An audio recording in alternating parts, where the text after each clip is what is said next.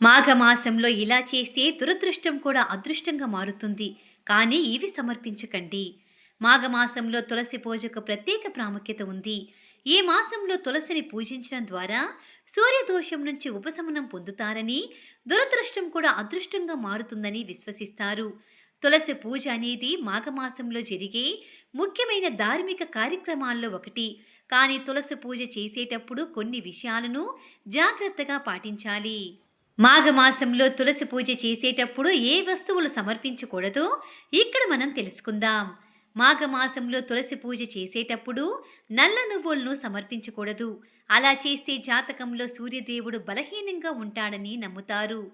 మాఘమాసంలో శివలింగం, రుద్రాక్షలు, కన్నీర్ పూల వంటి శివ సంబంధిత వస్తువులను తులసి మొక్కకు సమర్పించకూడదు. మాఘమాస తులసి పూజలో ఎరుపు రంగు చందనం, కుంకుమ వంటి వస్తువులను సమర్పించకూడదు. మాఘమాస తులసి పూజకు పాలను సమర్పించకూడదు. ఇది తులసి మొక్కకు హానికరమని నమ్ముతారు. అలాగే పాలతో కలిపిన నీటిని తులసి మొక్కకు పోయకూడదు. ఇది కూడా తులసి మొక్కకు హానికరం.